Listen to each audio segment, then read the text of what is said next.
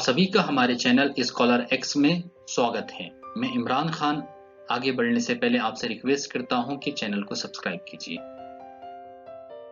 18वीं century जिस वक्त European India में अपने कदम जमा रहे थे, स्पेशली ब्रिटिश यानी अंग्रेज, तो बहुत जरूरी है इस चीज को समझना कि उस वक्त इंडिया की क्या कंडीशन थी, उस वक्त इंडिया का क्या पॉलिटिकल मैप था, क्या पॉलिटिकल सिनारियो था।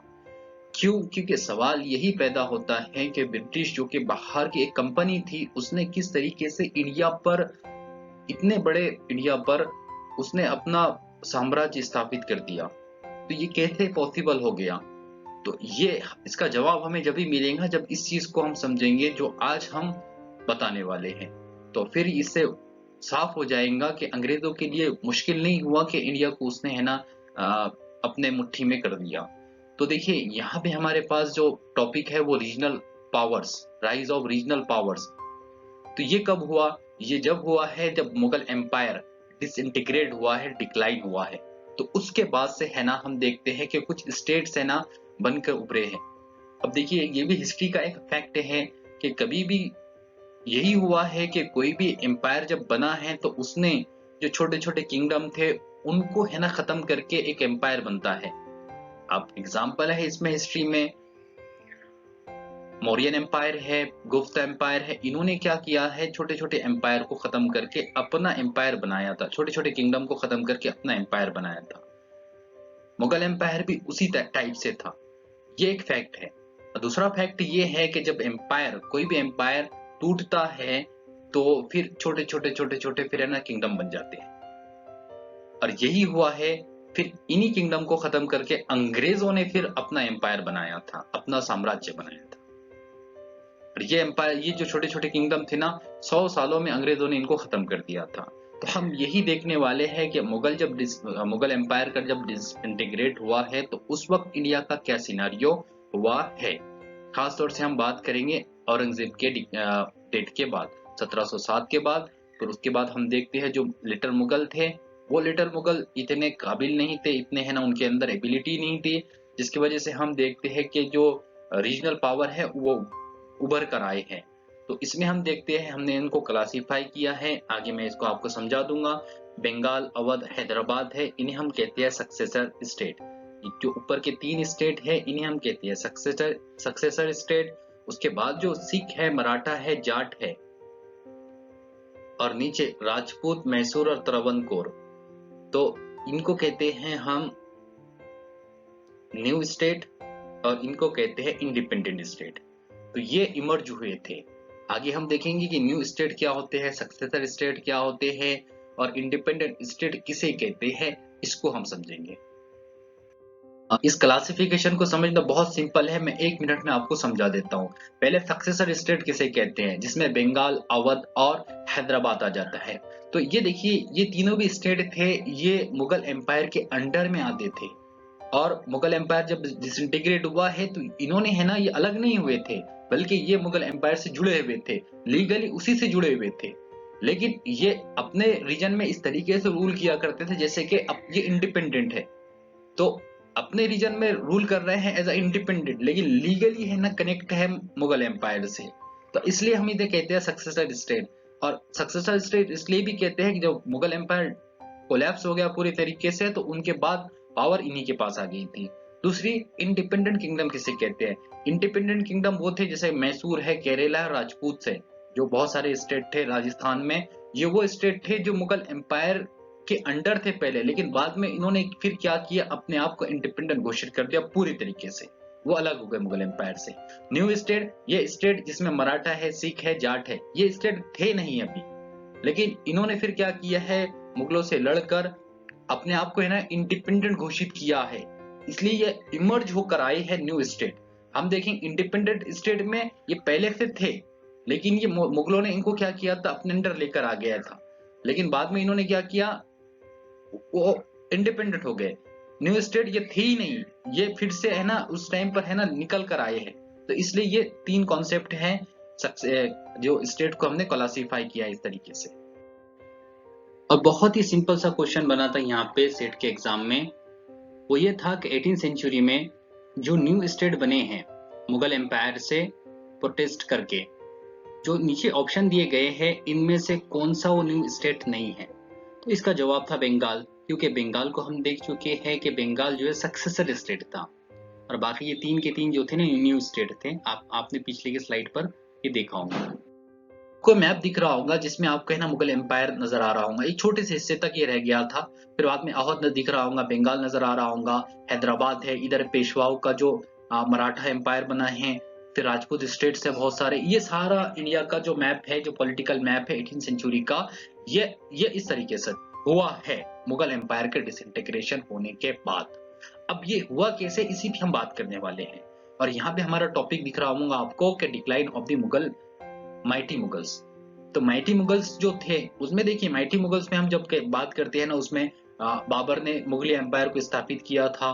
बाद में उसके बाद हुमायूं, अकबर, जहांगीर, शाहजहां और औरंगजेब, ये 6 एम्पायर ऐसे थे जो जिनको हम माइटी मुगल्स कह सकते हैं।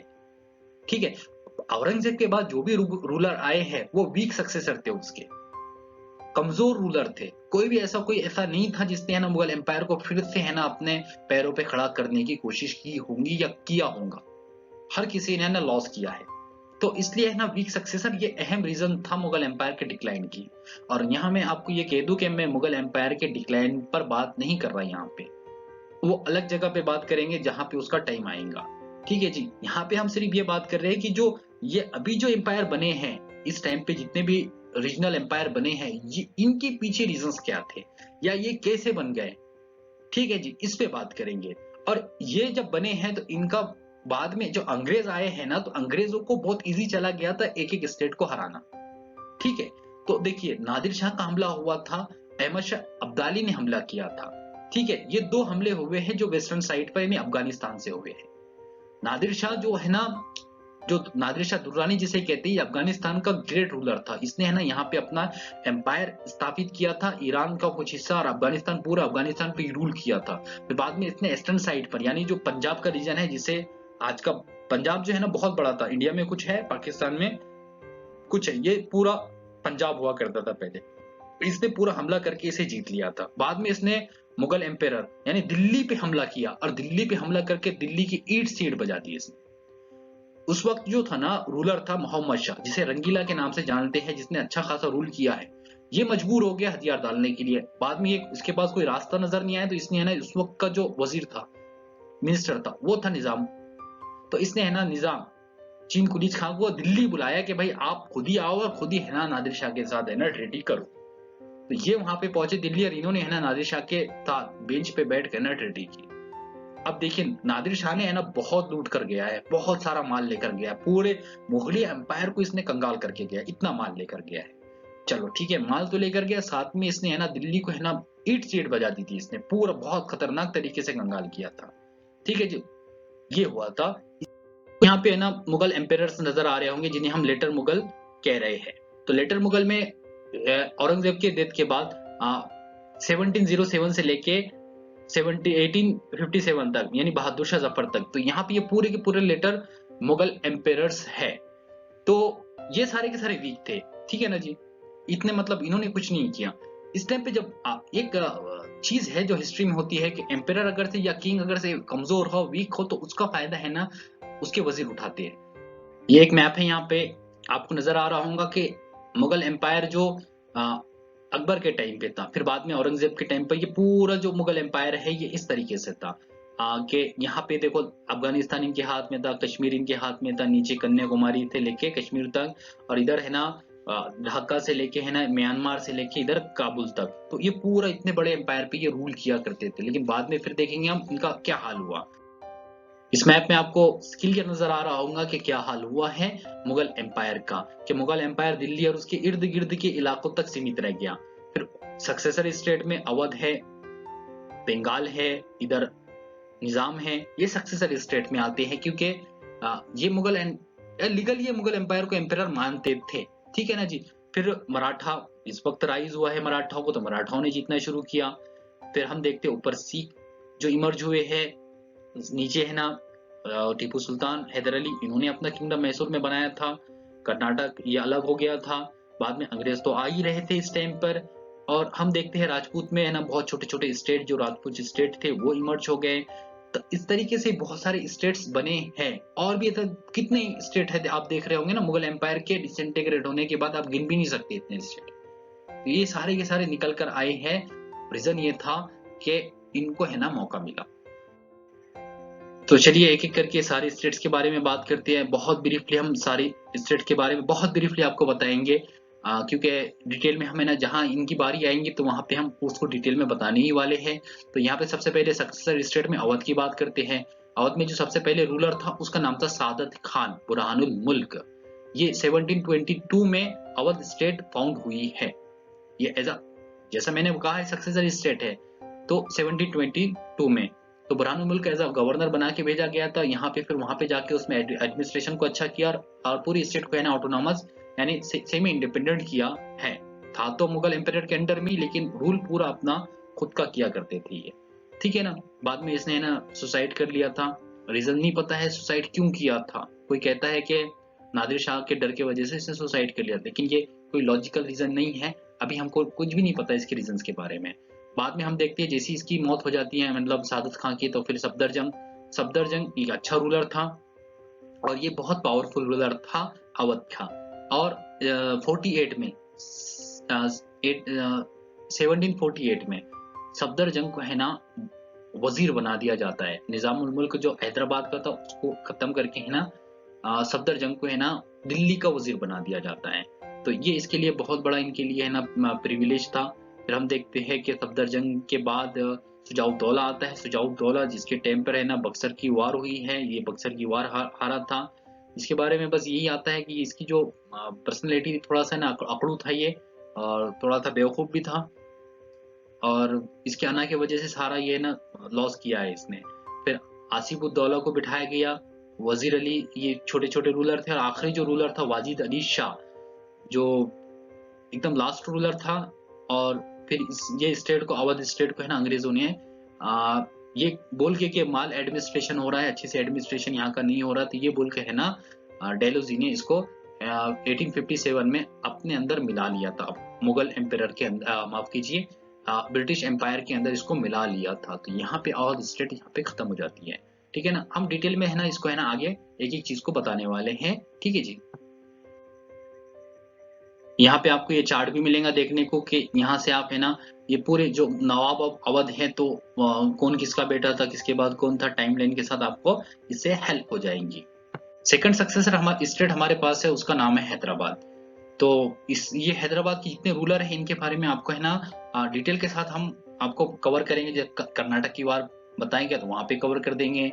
ऐसे ही जब है ना जो पेशवाओं के बारे में बताएंगे वहां पढ़ाएंगे तो वहां पे आपको कुछ चीजें कवर कर देंगे, तो वहां पे डिटेल के साथ आ जाएंगे। यहाँ पे ब्रीफली 1 मिनट में आपको इतना बता दूं कि हैदराबाद जो स्टेट थी उसको वहां का जो पहला निजाम था उनका नाम था आसफ जहां। जो चीन कुलीज खान का नाम था आसिफ जहां वन भी कहते हैं। ये इन्होंने है ना जो हैदराबाद आए थे 1724 में आए थे, ठीक है ना। उससे पहले ये अलग अलग जगह पे इन्होंने एज अ गवर्नर रूल किया है मुगल एम्पायर के अंडर। अवध में भी इन्होंने रूल किया, अवध से ये है ना मालवा में इन्होंने रूल किया। फिर बाद में इनको भेज दिया गया था हैदराबाद। तो हैदराबाद में आके फिर इन्होंने है ना अपनी स्टेट को इंडिपेंडेंट कर दिया, सेमी इंडिपेंडेंट कर दिया था। पूरी तरीके से रूल अपना ही किया करते थे, मुगल एम्पायर का ज्यादा नहीं सुनते थे ये। इनका सिक्का इनका चलता था, खुतबा इनका चलता था, मतलब सारी चीजें इनका ही अपना निजाम पूरी तरीके से इनका कंट्रोल था यहाँ पे। इसीलिए तो हम इनका सक्सेसर स्टेट कह रहे हैं ना, ठीक है। तो अब इनके मौत के बाद फिर नासिर जंग आ गया, फिर मुजफ्फर जंग, इनकी कॉन्फ्लिक्ट चली है। ये हम हमको कर्नाटक की वार जो सेकंड कर्नाटक की वार है उसमें क्लियर कर देंगे। सलाबत जंग आते हैं, फिर आखिरी में निजाम अली। और ये निजाम अली के बारे में आपको हम है ना जब अंग्रेजों की और जो मैसूर की जो कॉन्फ्लिक्ट हुई है उसमें क्लियर कर देंगे। ये मराठाओं की और अंग्रेजों की जो कॉन्फ्लिक्ट चली है उसमें भी कुछ चीजें क्लियर कर देंगे। तो ये सारे के सारे है ना निजाम मतलब हैदराबाद के निजाम थे। और ये कुछ फोटो है, ये चार्ट में है ना आपको है ना हैदराबाद के निजामों के बारे में और डिटेल के साथ इंफॉर्मेशन मिल जाएंगी अगर आप चाहते हैं तो समझने के लिए। यूजीसी नेट 2021 में एक बहुत सा सिंपल सा क्वेश्चन पूछा था। क्वेश्चन ये था कि who founded autonomous kingdom of Hyderabad in 1724। तो इसका जवाब है आसिफ जहां। तो इस तरीके के क्वेश्चन पूछता है यूजीसी नेट में। अगर से फैक्चुअल पूछा तो बहुत सिंपल सिंपल क्वेश्चन आपसे पूछ लेगा। अगली स्टेट हमारे पास है बंगाल की। तो बंगाल देखिए, बंगाल में भी है ना मुर्शिद कुली खां, इन्होंने भी है ना अपना जो इंडिपेंडेंट स्टेट बनाया था है बंगाल में, वो भी है ना 1724 में ही बनाया था। तो ये थर्ड सक्सेसर स्टेट है। इनके बारे में बंगाल ऑफ के बारे में जब हम खुद है ना प्लासी की वार के बारे में बताएंगे, या अंग्रेज जब बंगाल पे उन्होंने हमला करके प्लासी लड़कर है ना जीता था, या बंगाल वो कॉन्सोलिडेशन ऑफ ब्रिटिश एम्पायर जब आएगा, तो उसमें ना बंगाल के बारे में मुर्शिद कुली खां या पूरे जो सुजाउद्दौला, सरफराज खां, अली वर्दी खान, ये सब के बारे में डिटेल के साथ, मीर जाफर वगैरह के बारे में, सबके बारे में हम वहां पे क्लियर कर देंगे। ठीक है जी। कर्नाटक के बारे में देख लेते हैं, जिसे हम अर्कोट भी कहते हैं। तो अर्कोट के नवाब या कर्नाटक के नवाब, कर्नाटक की वार जब होंगी ना अंग्रेजों के और फ्रेंच के दरमियान, तो वहां पे भी है ना इसका इंपॉर्टेंट हो जाता है। तो डिटेल में वहां पे हम उसको कवर करने ही वाले हैं। कुछ चीजें देख लेते हैं यहाँ पे। कर्नाटक जो था यानी अर्कोट जो था, वो हैदराबाद से अलग करके उसको अलग सूबा बनाया गया था। तो वहां पे फिर है ना मुगल एम्पायर क्या किया करते थे, किसी को भी है ना एज अ गवर्नर बना के भेज देते थे किसी सूबे में, और वहां पे फिर उसको ट्रांसफर कर दिया करते थे। जैसे जुल्फिकार खान को भेजा गया है, फिर जुल्फिकार खान को वहां से ट्रांसफर कर दिया गया है। दाऊद खां पन्नी को भेजा गया है, फिर दाऊद खां पन्नी को बुला लिया गया है, फिर कहीं और भेज दिया गया। ये चलता था उनका, ये पॉलिसी थी। किसी को परमानेंट है ना कहीं पे रखते नहीं थे। लेकिन हम देखते हैं कि मुगल एम्पायर जब वीक हो गए थे ना, तो अगला जो वहां पे अपॉइंट किया गया था 1710 में, वो था सादतुल्ला खान। लेकिन सादतुल्ला खान ने क्या किया है, इसको है ना अर्कोट में है ना डायनेस्टी चला दी अपनी। मतलब क्या हुआ, वहां पे वो खूंटा काट के बैठ गया था कि अब मैं यहाँ पे है ना बैठूंगा, अब मेरी मौत के बाद फिर क्या होगा, मेरे बेटे ही है ना रूल करेंगे इसके बाद यहाँ पे एक के बाद एक। तो यही हुआ है कि सादतुल्ला खान ने क्या किया था, डायनेस्टी चला दी अपनी। मतलब वो फिर उसको ट्रांसफर नहीं किए थे उन्होंने मुगल एम्पायर ने, क्योंकि उसने अपने आप को इंडिपेंडेंट कर दिया था कि अब मैं तुम्हारी सुनने वाला नहीं हूँ, मैं यहाँ पे इंडिपेंडेंट हूँ मेरा। तो हम देखते हैं कि सादतुल्ला खान ने अपनी डायनेस्टी चलाई है। फिर सादतुल्ला खान, दोस्त अली खां, ये हम कर्नाटक की वार में कवर करेंगे दोस्त अली खां के बारे में। सफदर अली खां, सादतुल्ला खां सेकंड, फिर वहां पे चंदा साहब का रूल आ जाता है। और फिर दूसरी डायनेस्टी चलती है अनवर खां की, और वाजिद अली खां वाला जहाँ यहाँ पे ये खत्म हो जाती है। तो ये अर्कोट की डायनेस्टी है ये। और कुछ इंपॉर्टेंट जो इसमें नाम है जो मैंने आपको हाईलाइट किया हूँ, ये जो कर्नाटक की वार जब आप पढ़ेंगे ना, उसमें इनका इंपॉर्टेंट आ जाता है। बाकी आपको अगर से एग्जाम के लिए चाहिए तो ये अच्छा चार्ट है, तो इसके जरिए आप इसको समझ सकते हैं। कुछ डिटेल हमें ना आगे इसकी कवर करेंगे। और ये चार्ट है हमारे पास। अगर से आपको और डिटेल के साथ अच्छे से पढ़ना है और समझना है इसको अर्कोट के नवाब के बारे में, तो इसकी भी आप हेल्प ले सकते हैं। अगली जो स्टेट हमारे पास है वह तंजावुर। ये भी इंडिपेंडेंट स्टेट थी साउथ इंडिया में। ये अर्कोट के एकदम नीचे आती है बाउंड्री पर। तो इसकी क्या कहानी है इसे समझ लेते हैं, बनी कैसे है। ये यहाँ पे आती है एकदम छोटे नीचे हिस्से पर। इसका भी इम्पोर्टेंट है। जब कर्नाटक की वार होंगी अंग्रेजों की और फ्रेंच के दरमियान, तो इसका इम्पोर्टेंट है। तो ये थी, ये बनी कैसी है, और ये तंजावुर स्टेट इंपॉर्टेंट क्यों है। तो हो क्या रहा था पता है, शाहजी भोसले यानी शिवाजी महाराज के फादर, तो वो जो थे ना पूना में थे, और पूना में ये है ना सर्विस किया करते थे, कभी अहमदनगर के अंडर में, कभी मुगलों के अंडर में। तो ये अलग अलग रूलर के अंडर में सर्विस किया करते थे। इन्होंने सोचा कि अब है ना मैं आदिल शाह यानी बीजापुर के पास जाना है कर्नाटक में, तो ये बीजापुर के पास चले गए। लेकिन इन्होंने है ना पूना में अपना बेटा शिवाजी और अपनी बीवी जीजाबाई को छोड़ दिया। तो ये यहाँ पे इन्होंने छोड़ के चले गए थे यहाँ पे कर्नाटक में, और बाद में वापस नहीं गए थे पूना। यहाँ पे इन्होंने दूसरी शादी कर ली थी, और फिर बाद में इन्होंने है ना नीचे जो आदिल शाही के पास रहकर इन्होंने अपनी सर्विस दी है, और नीचे इन्होंने अलग अलग मुहिम पे गए हैं। तो ऐसी मुहिम में इन्होंने है ना तंजावुर जीता था, और तंजावुर में फिर उन्होंने अपने दूसरा बेटा वेंकोजी को इन्होंने वहां पे कुर्सी पे बिठा दिया था। फिर वेंकोजी ने यहाँ से रूल किया था। वेंकोजी के बाद फिर उनके जो पुत्र है उसमें एक के बाद एक इन्होंने रूल किया है। प्रताप सिंह ये हाईलाइट किया हूं, तो ये इंपॉर्टेंट है। और आखिरी पे हम देखते हैं कि शिवाजी ये लास्ट रूलर थे इनके, ये डायनेस्टी को अंग्रेजों ने फिर अपने अंदर मतलब इसको भी खत्म कर दिया था, इसको भी है ना जीत लिया था। अगली स्टेट हमारे पास है वो जाट। जाट के बारे में हम जो पढ़ेंगे ना वो आगे ही पढ़ने वाले हैं डिटेल के साथ। यहाँ पे हम सिर्फ है ना ब्रीफली ये देखते हैं कि जाट जो थे उन्होंने अपना इंडिपेंडेंट स्टेट बनाया कैसे है। तो हम देखते हैं ना जाट जो थे ना वो दिल्ली और दिल्ली के एतराफ में जो रीजन है, जैसे कि मथुरा है, आगरा है, राजस्थान के कुछ रीजन है, वहां पे ये रहते थे और एग्रीकल्चर किया करते थे। तो जाट स्टेट जो बना है ना, इन्होंने इंडिपेंडेंट अपने आप को घोषित किया है ना, वो चूड़ामन और बड़न सिंह इनके लीडरशिप में किया है। भारतपुर को इन्होंने अपना कैपिटल बनाया है, और जाट एम्पायर जो पहुंचा था अपने जीनित पर, वो पहुंचा था सूरजमल के लीडरशिप में। ठीक है ना जी। ये सूरजमल जिसने है ना फिर पानीपत में है ना, जब मराठा ने इनसे हेल्प मांगी थी तो इन्होंने नहीं किया था हेल्प। इन्होंने इनकी एक कंडीशन थी कि भाई मुझे दिल्ली चाहिए, अगर से मुझे दिल्ली का तुम मुझे दिल्ली दे देते हो तो मैं तुम्हारी हेल्प करूंगा। मराठों ने नहीं माना था, इसलिए इन्होंने इनकी हेल्प नहीं की थी। तो अगला स्टेट हमारे पास है वो सिख। तो सिख स्टेट के बारे में भी हम डिटेल के साथ आगे ही पढ़ने वाले हैं। यहाँ पे ब्रीफली मैं आपको है ना 1 मिनट में ये बता दूं कि सिख स्टेट बना कैसे है। तो हमको ये पता है कि जो सिख थे वो सिख गुरु थे, 10 गुरु थे, गुरु नानक से लेकर गुरु गोविंद सिंह तक, और ये पंजाब के रीजन में बहुत सारे सिख रहा करते थे। तो मुगलों के साथ इनकी कॉन्फ्लिक्ट हो गई। कॉन्फ्लिक्ट में हम देखते हैं कि जो आखिरी गुरु है गुरु गोविंद सिंह, इन्होंने है ना सिख को ऑर्गेनाइज किया है एज अ मिलिटेंट, और उसको लीडरशिप भी किया उन्होंने। बाद में हम देखिए बंदा बहादुर ने फिर से है ना ये जो बनी हुई सिख आर्मी थी इसकी लीडरशिप की है, लेकिन स्टेट नहीं बनाया है। लड़े हैं इन्होंने मुगलों के साथ, लेकिन स्टेट नहीं बनाया है। स्टेट बना कब है? स्टेट बना है कि सिख जो है अलग अलग है ना ग्रुपों में बटे होते हैं, उनको मिसल कहते थे। तो इनको मिसल को जो है ना इकट्ठा करने का काम किया था रंजीत सिंह ने।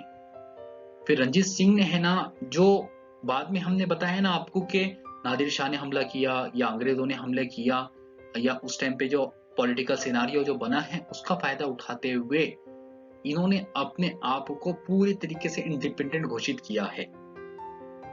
ठीक है। तो रंजीत सिंह की लीडरशिप में सिंह है ना एक किंगडम बना था, लेकिन बहुत जल्दी है ना अंग्रेजों ने क्या किया था, इस किंगडम को है ना हड़प लिया था, खत्म कर दिया था। रंजीत सिंह के मरने के 10-12 साल बाद है ना ये जो किंगडम था ये अंग्रेजों ने खत्म कर दिया था। तो इसके बारे में मैंने आगे अंग्रेजों के सिखों की जो कॉन्फ्लिक्ट है उसमें हम आपको देख ही लेंगे। लेकिन रंजीत सिंह का जो कैरेक्टर है, रंजीत सिंह का जो किरदार है बहुत इंपॉर्टेंट है। उन्होंने ऑर्गेनाइज भी किया है, एम्पायर अपना किंगडम बनाया है, एडमिनिस्ट्रेशन स्थापित किया है, और पावरफुल रूलर थे वो। यहाँ पे है ना सिख जो किंगडम है या सिख फैमिली है, इसका यहाँ पे आपको ये चार्ट भी है, अगर से आप डिटेल के साथ पढ़ना चाहते हैं तो आप इससे भी हेल्प ले सकते हैं।